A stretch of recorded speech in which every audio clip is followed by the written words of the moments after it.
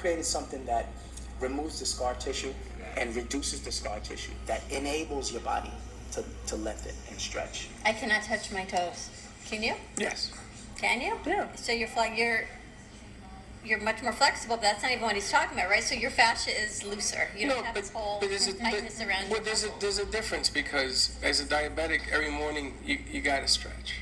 You just have to, because things, you start to shrink, and that scar tissue that he's talking about is very painful. You know, it begins to shorten your muscles. And I have bad shoulders, I have bad knees. I mean, I was a catcher for 18 years, so I'm all messed up. But if you don't stretch every day, which I have to do every day. Do you do it every day? Every morning, yeah. Deb, you do? You must. I always do. I have to. Because you're always teaching and training. Yeah. There's levels to stretching. You know, I was just going to ask you that. Yeah, there's levels to stretching, and that word is a huge umbrella of different situations.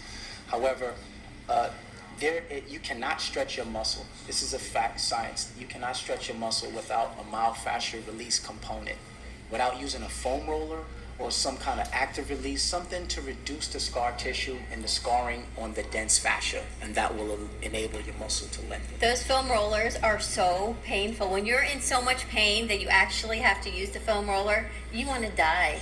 You want to use it before wanna you get to that point. Oh my, and to do it yourself, if your hip or your sciatic is out and you get on that foam roller, you cannot even have enough motivation to roll it out the way you want to, because the pain is so horrific. That's how you're doing.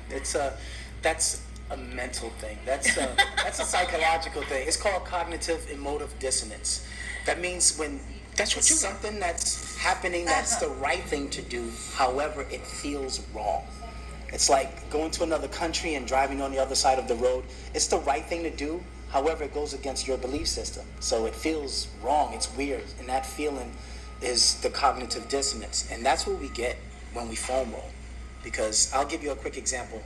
Our muscle fibers, they move like this. It's called sliding filament theory.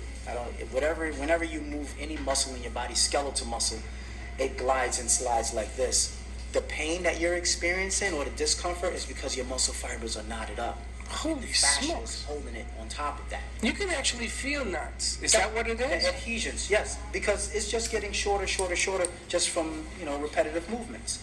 And this is what you're experiencing when the foam roller rolls over this. It's trying to break up the scar tissue and return it back to this situation, back to normal, like when we were teenagers.